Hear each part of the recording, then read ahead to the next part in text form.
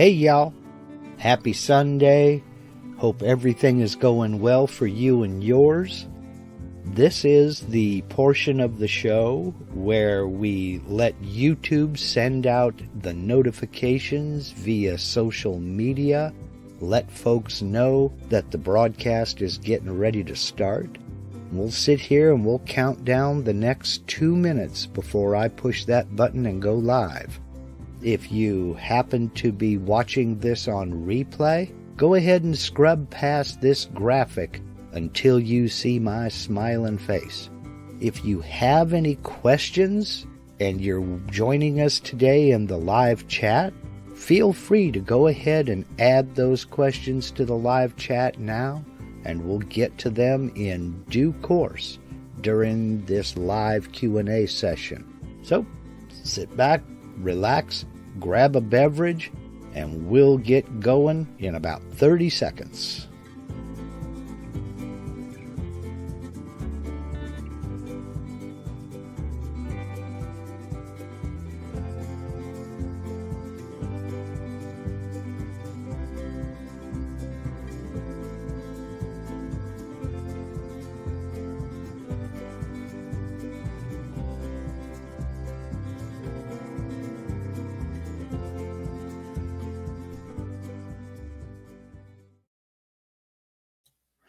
Hey y'all, happy Sunday. Before I start anything, I see a little note in here from Steve Perdue who says I'm echoing. If I'm having sound issues, please let me know. I am watching over on YouTube as well as here within my broadcast software, but I have to mute that over there. Otherwise, I'm hearing myself with a little bit of a delay. So if I am echoing or if I'm having any audio issues, please let me know and I'll see what I need to do to fix that. But if everybody else's audio sounds good, okay. I see Steve and Richard and Brooks all say the sound is good here. I would say, Steve, to look and see if you have any kind of if you have more than one browser open with the live Q&A. And if you do, close one of them. But there should be no echoing. So, okay. Thank you, everybody. Okay. Well, welcome to Sunday. This morning, I kind of pressed the easy button and did a video on migrating settings and tool database over from one version of the software to another. And it seems to be more popular than I thought it would be. I'm kind of surprised. And I've received a lot of questions about this before I made the video.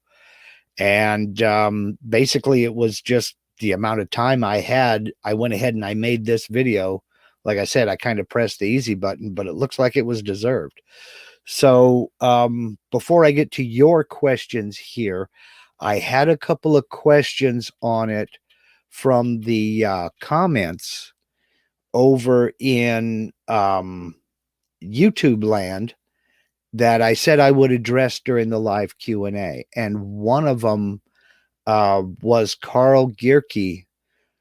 It's a legit question that I should have addressed in the video.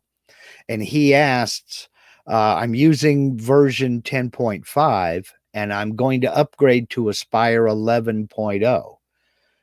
Can you still migrate from VCarve Pro to Aspire? And I should have addressed that in the video. Yes, you can. And it's done identically. When you install the software, it will go back and look at other installations of what you have and ask you if you want to migrate your settings and tool database from VCarve Pro into Aspire. And that doesn't matter if you're upgrading to version 11 or if you're just changing from VCarve to Aspire, it will still ask you the same thing. And you go in just identically to the way I showed it in the video this morning.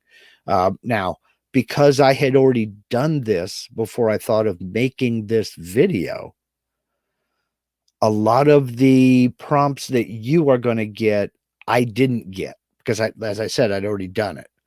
But just follow the prompts and select the version you're migrating from, and it will automatically migrate when you do. You make all your selections in there.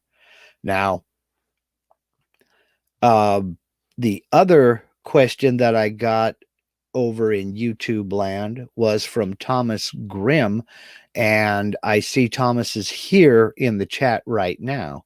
And he asks, is there a path for computers that are not online at all? Yes, there is. But it's a little bit more involved.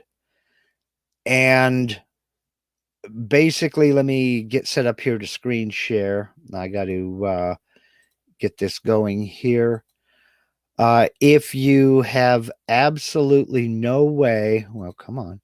If you have absolutely no way of going online, and I understand your reasons for not doing that, what you'll need to do is you'll need to get a flash drive from, if you have one computer that you have your database on and you want to share that database with another computer and neither of them are online, or one of them isn't online, what you'll do is get a flash drive and go into your tool database. And then you will select, for example, a group of tools. Let's say and you have to do it one at a time.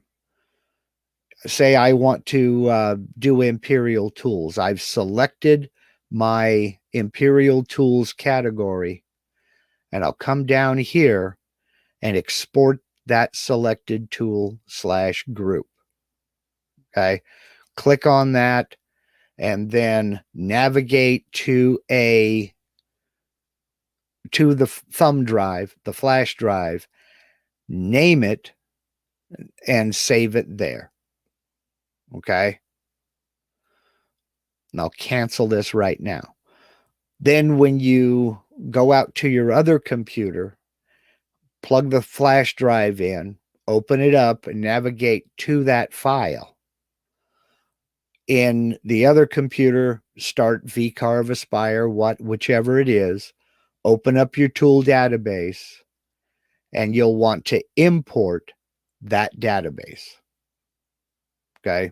Click on import the database, navigate, find that file, click open, and it will import that database.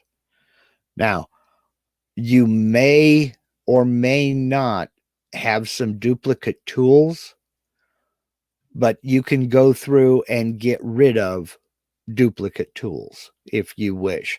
A lot of times they will merge.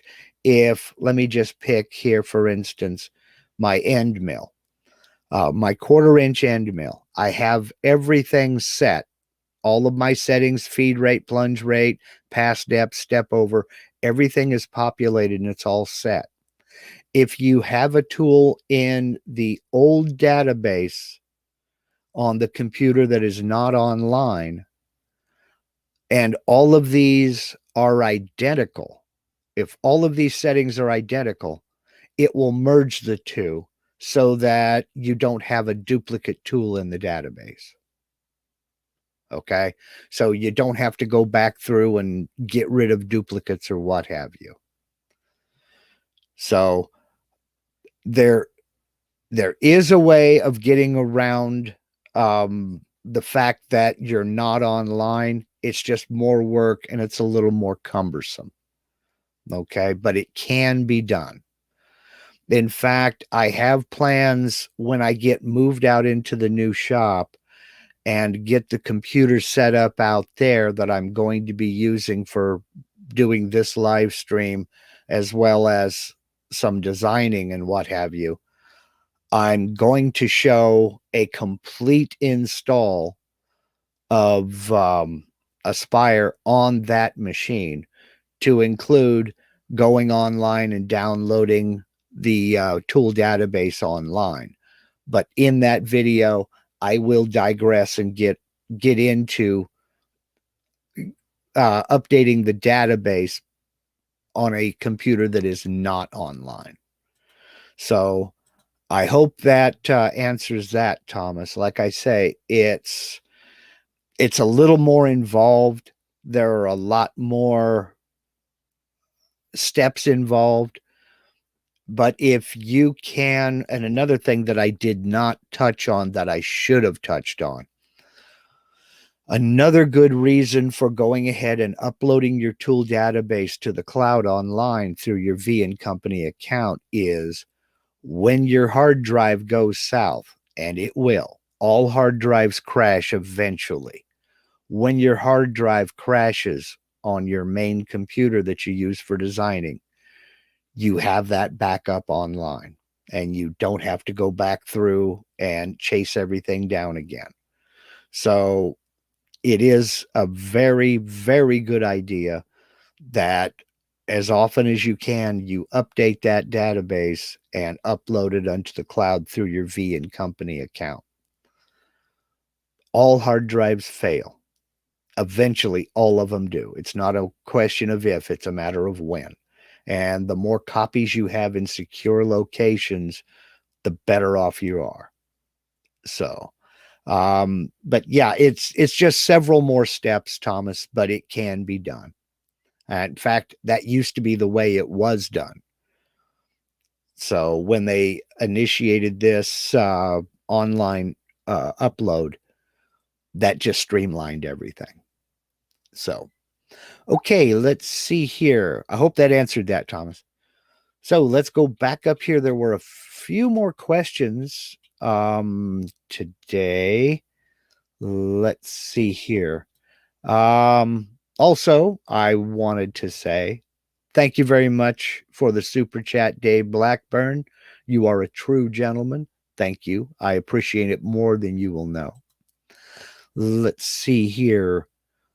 Oh, and Dave also asks, are you going to have a shop update today? Yeah, I can talk about it a little bit later on. But I want to get to these questions first.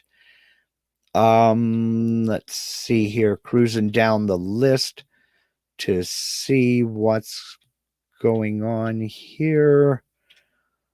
Okay, Steve Russell wants to know, with the version 11 changes in VCarve and Aspire, there are some things that are different than they are in a few videos, some just visually. Yes. Do you have any plans to update any of your videos? If there's a dramatic change between how I explained it in a previous video and the way it is now, I will update the video. Wow. I will update a video or do an updated version. In fact, I did that with just recently on applying text to a curve. When I made that old video, it was in version 8, and I updated it to version 10.5. Now, it hasn't changed with version 11. But if it's more or less still the same, I won't do an updated video, but if it has changed dramatically, yes, I will. Some of my videos are also going to be obsolete. For instance, with my video on rest machining, with version 11, rest machining is automatic. You no longer have to go through all those steps. So I'm going to keep the video up. I'm not going to delete it, because there are going to be people who still are using the older versions. Maybe they can't afford an upgrade, or they don't think it's worth it, or what have you. But some things will be obsolete with the new versions. You'll no longer have to worry about that. But if there's a dramatic change, a big difference in the way something is done, yes, I will update the video. If I haven't updated it by, say, let's say springtime, then there probably isn't a change to the procedure. So, okay, I hope that answers that. Okay, let's see. Michael Salvi. I hope I didn't butcher your name. How do you keep the tool database updated when using two computers? If I add a tool on one computer, can I see it in the tool database on the other? If you update, if you go over and download the most recent tool database from the cloud. That's why I say when you, let me screen share here. Hold on just 1 second. Okay, wait just a minute here. Slightly distracted. Jack Matson, thank you very, very much for the super chat. I do appreciate it. I do appreciate it sincerely. Let me go back up here and find Michael's question again. Okay, let me screen share one more time here. Whoops. And come on, Mark. This is more cumbersome in StreamYard than it was with OBS. I had hotkeys set up, and I don't have any hotkeys set up for StreamYard, so we get that. Okay, again, go into the tool database, and you have to log in. And every time you log in on your tool to your V & Company account, whoops, no, I'm online, but I'm not signed in. Let me cancel this. Sign in to my account. It opens up a V & Co portal, and I allow. Okay, I'm now linked. Go back over here to Aspire, and I am now signed in. So toolpaths, tool database. If you have uploaded your database right here, you can upload your current database right now to your portal. Then when you get on your other computer, you do what I just did. You log into your V & Co account. You see up here, I'm signed in. My tool database has these two icons. I can now download the latest tool database from the portal. That's how you do it right there. So open VCarve, Cut2D, Aspire, whichever you have. Log into your V & Co account. Go over here. Download your latest tool database. And that will sync everything up amongst all your computers. Because if I get a new bit, I don't want to spend the time going to, you can have up to 3 computers per install. Or excuse me, you can have per license, you can have it installed on 3 computers. I don't want to go to the other 2 and try to re-enter everything. So I'll enter the new tool on this database, upload it to the cloud, then any of the other 2 computers I have, I can just log in and download it, and it syncs everything up. So I hope that's the answer to that one, and I hope that helps you out. So yeah, that was okay. Chris Leach, did you just see what I was showing there? When you start up your software, look in the top right corner and see if you are logged in, your name will be there. If you're not, it'll say sign in. Click on that link. That's a link. Click on that link and you're sign into your V & Co account. Then you can upload. Now, see, when you see that icon there that says online, you're online, but you're not signed into your V & Company account. Click that link at the upper right corner, sign in, and then you'll see where it used to say online, it changes to those 2 cloud icons, one to upload and one to download.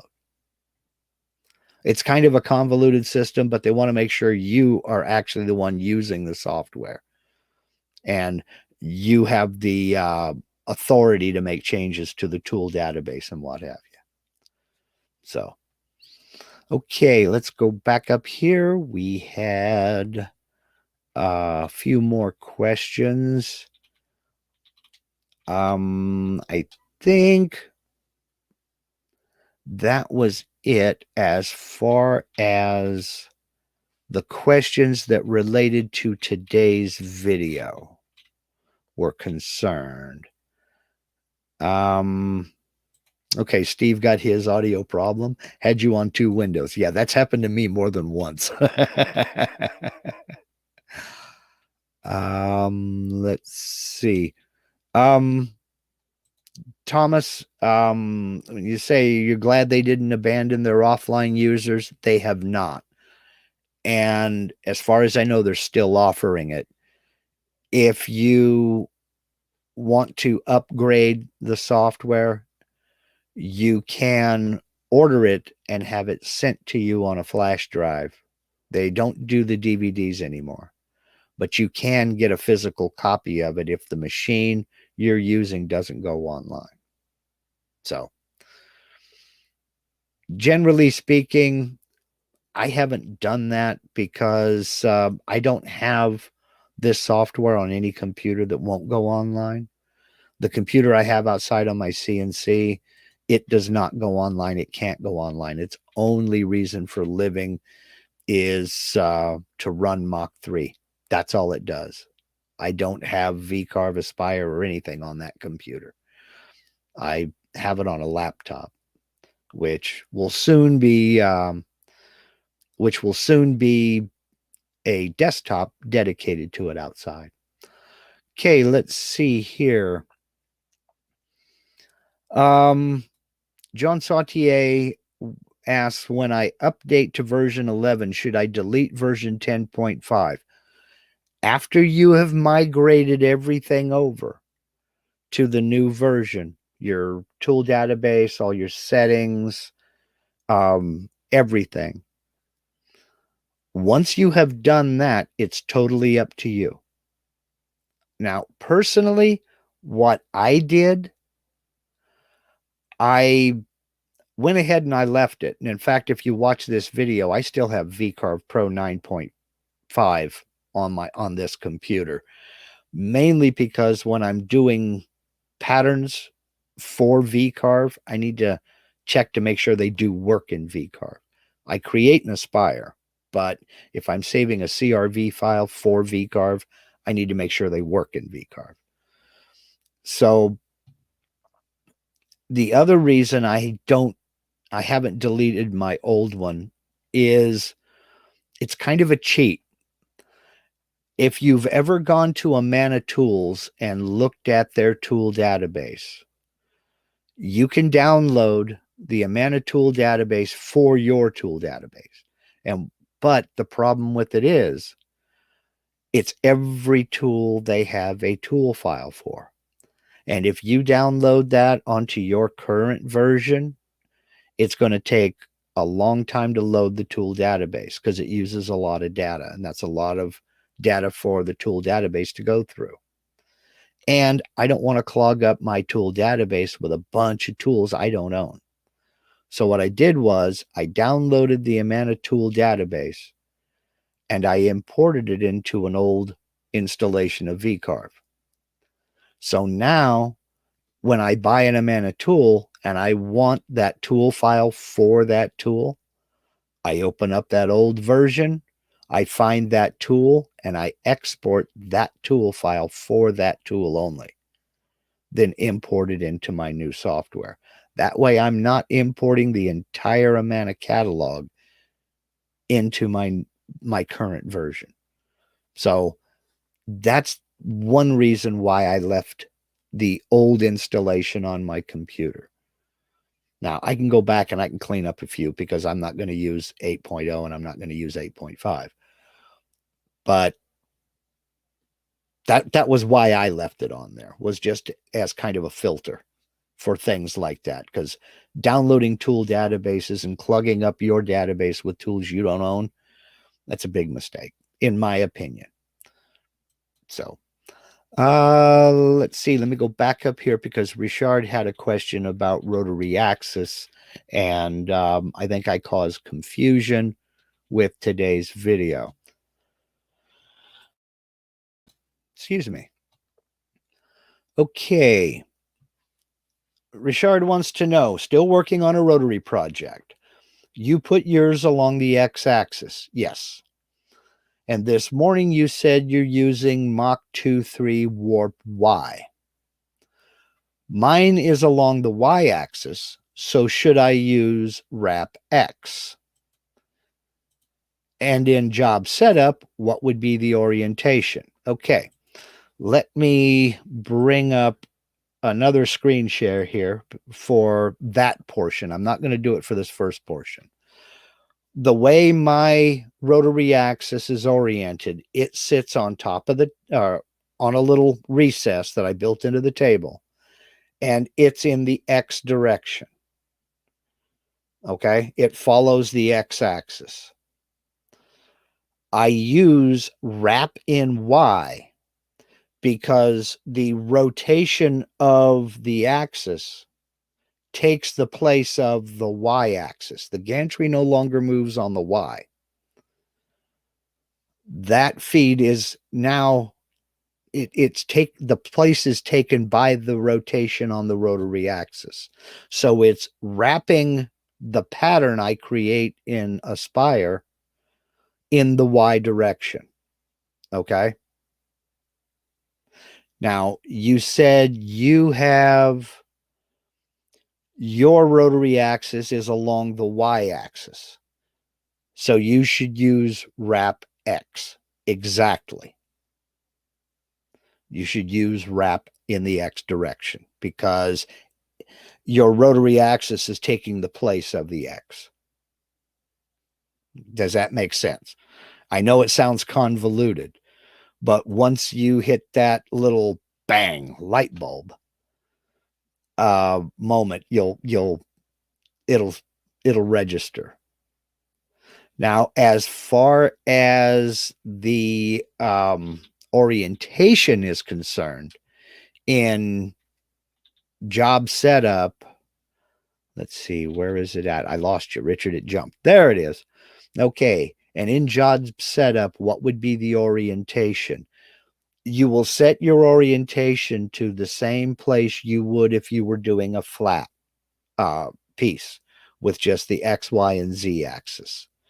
It's going to, generally speaking, what I do is I set the Z0 to the center, and the X and Y I place it on my rotary axis only. I put it in the center of the work material. And there's two reasons for that. Number one, it's easy to locate. All I got to do is measure my material and just draw a line, basically. But the other reason is because if you set your home position, for instance, to the bottom left, it's very easy for that bit to come over and hit a chuck, or even worse, go further and into the axis itself. So I set to the middle, to the center, and when I create my design, I add a little bit of extra material to compensate for the depth of the jaws on the chuck.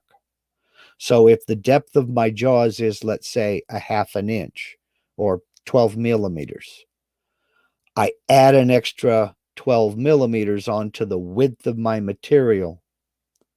That way I know it's going to clear.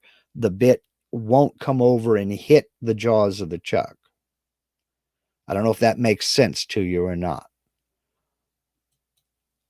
So I go for the, okay, let's see here. He says, even if I have $ motor controls. It might behoove you to talk to the manufacturer of your machine or your controller software. The only thing I've ever used has been Mach 3. Okay.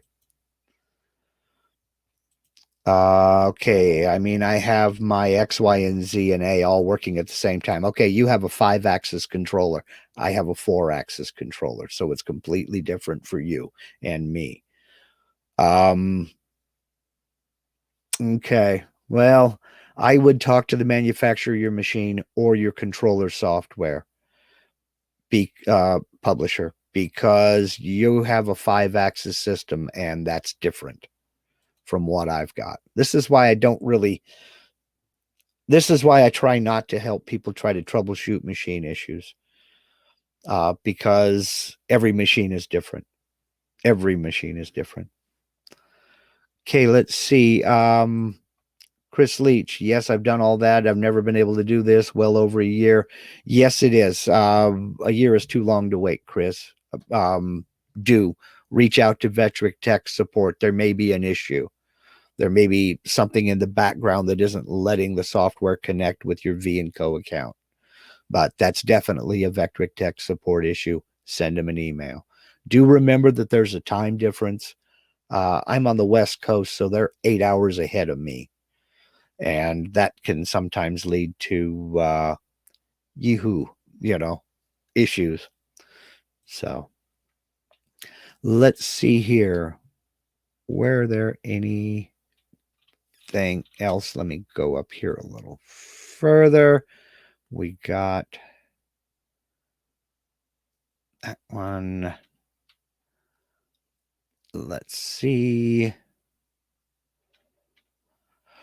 Okay, I think I've gotten those. Let's cruise down here. There was something else that somebody had. Okay, Carl Riley wants to know, do you do anything with a laser? No, sir, I do not. I don't have a laser. That is in the plans in the future, but right now my focus is on getting my shop built, getting my tools moved into my shop. I haven't been able to cut a thing since December. I've just been too busy working on the shop. So I do plan on getting a laser. It's just not top priority right now. Sorry.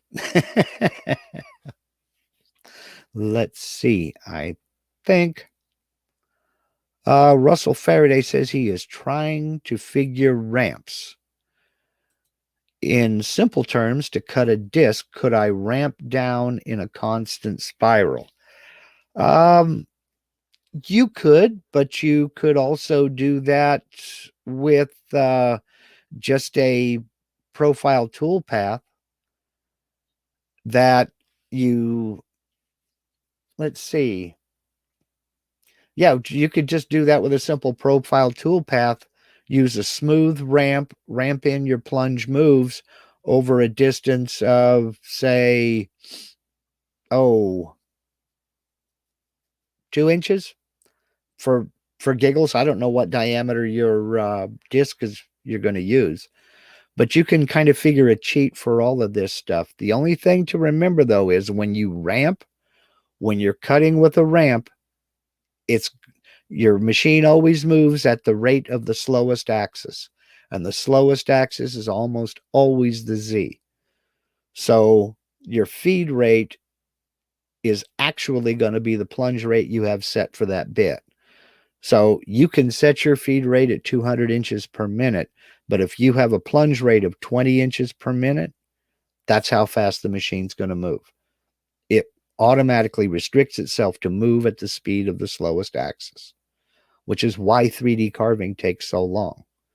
It's not that it is that there is so much ground to cover, but it's also the plunge rate of that bit, because the Z is in almost constant motion when you're doing 3D carving. So that plunge rate will determine the feed rate on a 3D carve. Well, it's the same thing when ramping. The plunge rate will dictate how fast that machine moves. So But yes, you could ramp down in a constant spiral. Play with it, experiment, and preview often. Let's see here.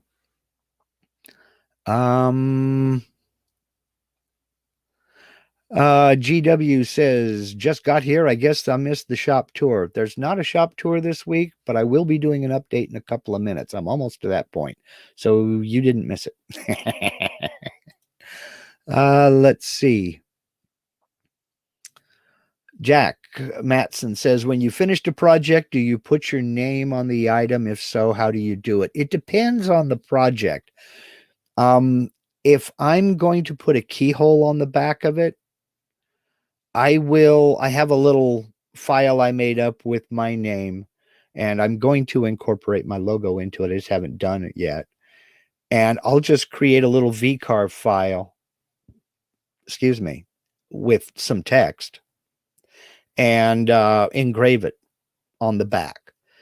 If it's a special occasion, like when I made the Paradise boxes for my granddaughters, on the bottom, when I cut out the bottom, I flipped it over, mounted it onto the table, and V-carved to, and then my granddaughter's name from grandma and grandpa, and then the date, the Christmas, I think it was Christmas 2016, 2015, something like that. I don't remember right off the top. But I will sometimes V-carve. One of the reasons I wanted to get a laser was to laser engrave my name. Some projects I don't put a name on at all. It just depends on what the project is, who it's for, and what it's being presented for. But because I don't sell my projects. Well, I sell very few, and those I do mark. But most of my projects are for the house, for my wife, for my kids, for my grandkids. They keep me busy. And I will only engrave those if it's for a special occasion. Let's see. Michael Mazalik has a good point, and I forgot to mention that.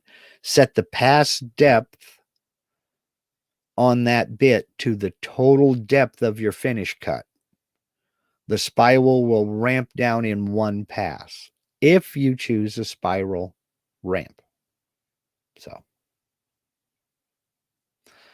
okay. Let's see. Russell Faraday says, if I cut 2 keyholes, I engrave the distance between them as well as a logo. Okay. Yeah, I can see that. Yeah, that sounds interesting.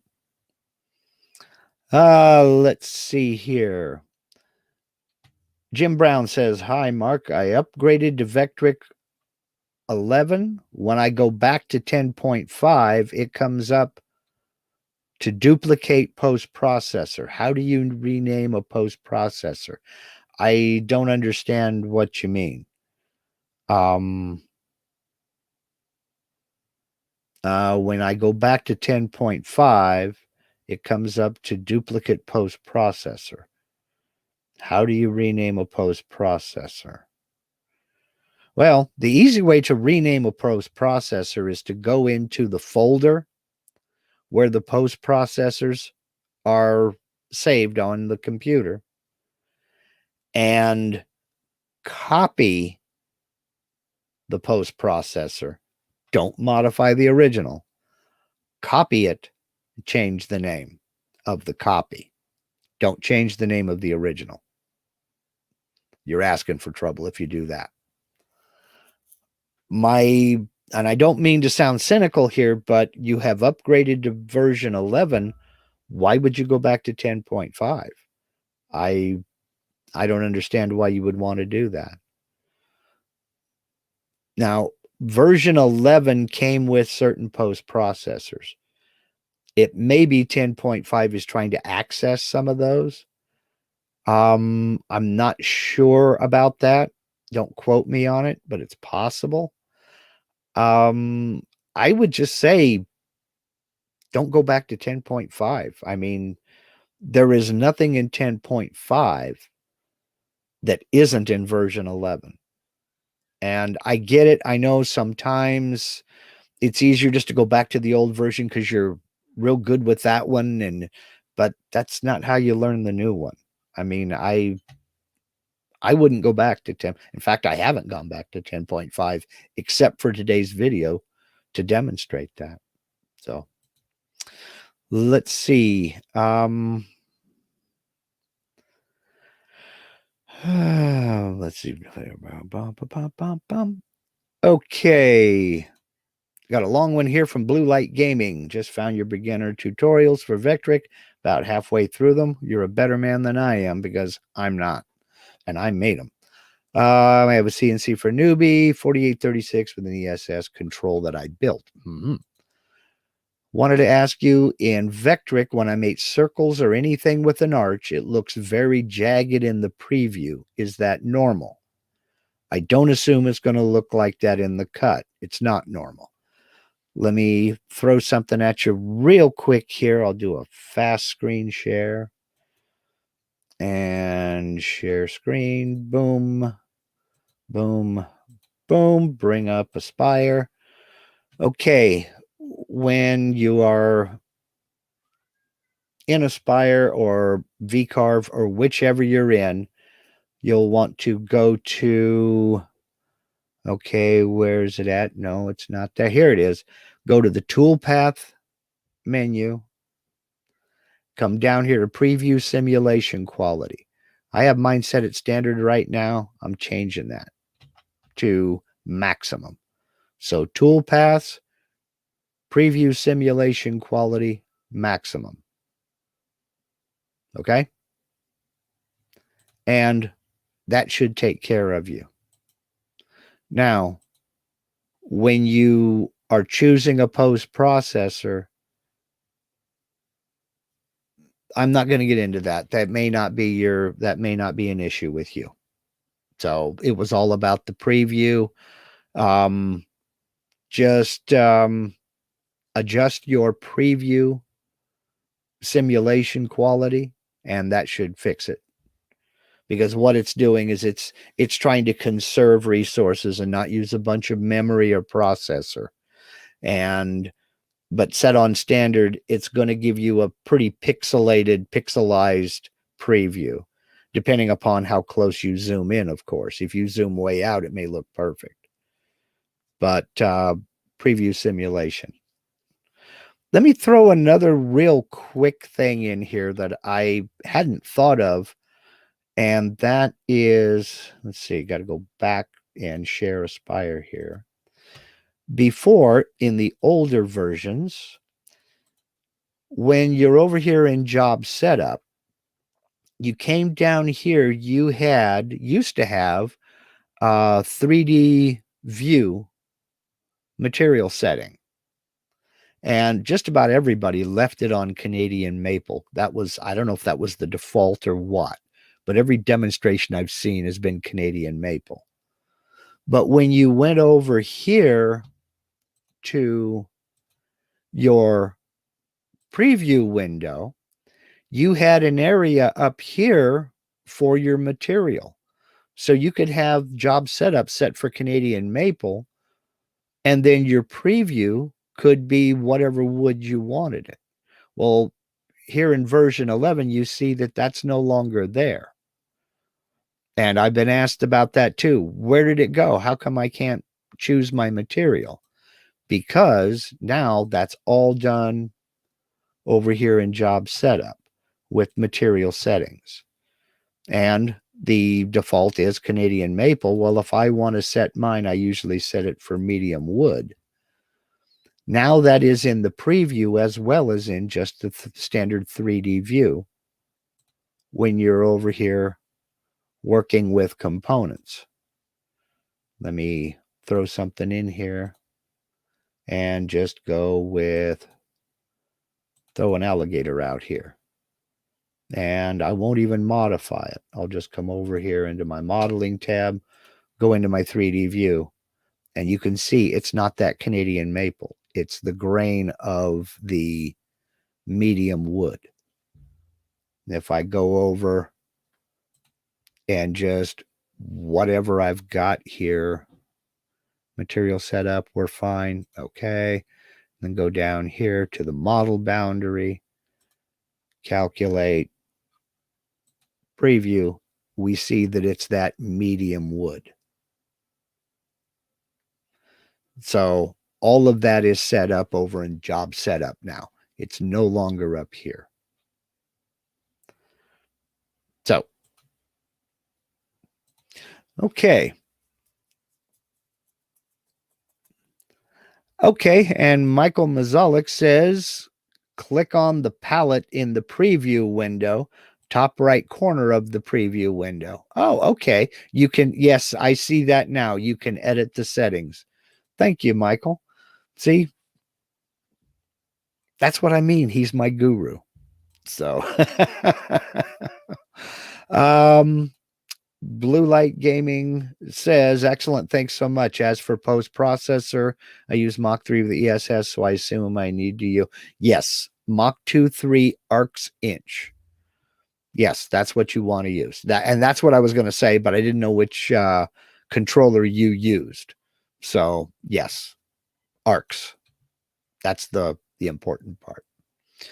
Okay, let's see. We've been on for about 45 minutes, so I think I'm going to go ahead and call this one done. Michael Mazalik does not have a new video today that he's going to be premiering.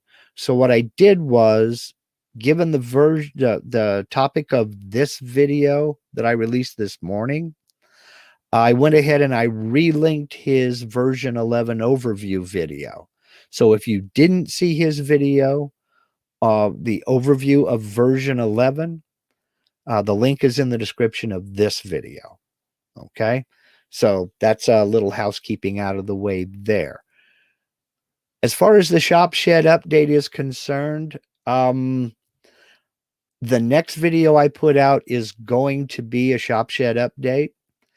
And basically, I have got the painting, the interior sheathing is done. I've got the painting done on the gable ends and the walls. I'm getting ready to go outside after we're finished here, and I'm going to take down all the masking. I had to mask off the ceiling and mask a bunch of stuff, all the outlets and everything. I was so proud of myself and my electrical install. But the problem with having that many outlets is every single wall panel had at least one outlet in it. Some of them 2, some of them 3. So I'm going to be unmasking everything this afternoon, putting all the switch plates and the receptacle plates up. And then I'm not going to be doing it today, probably Monday. I will be starting to hang the trim. I've got some trim up on the gable ends where the wall meets the ceiling. And then I have some trim that separates the two colors. Yes, the ceiling and gable ends are one color and the walls are another color. But all that will be revealed along with what I use to sheathe the inside walls in next week's video. I've got a bunch of footage I got to wade through, time lapses to make, and oh man. Also, let me remind you that I will be participating in Vectric's live user group meeting this year. That is September. Let's see, what was it again? I have it. Normally, I have all this stuff right here handy.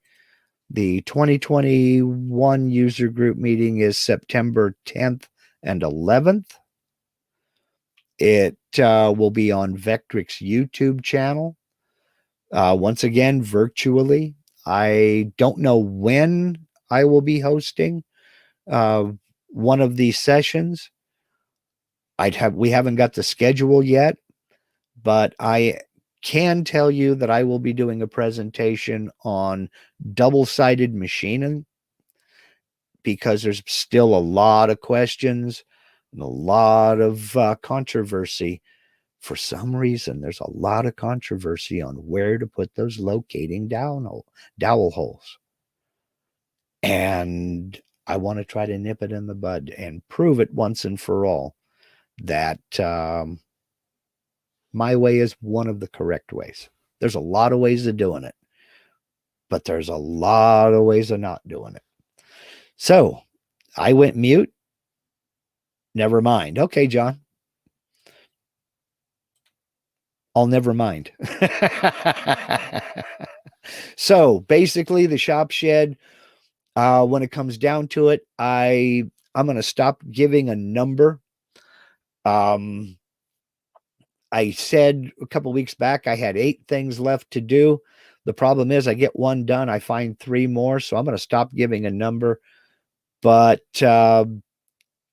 when I get this trim up and hung, I'm down to flooring, and then I'm ready to start moving tools.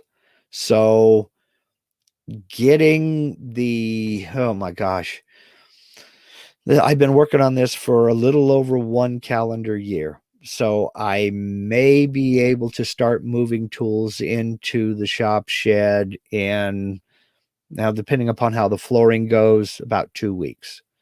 We shall see. So I want to say a massive thank you to everybody who hit those donation links down in the description, because without your help and support, none of this could have happened. I want to thank everybody who did the super chats today. Jack Matson and Dave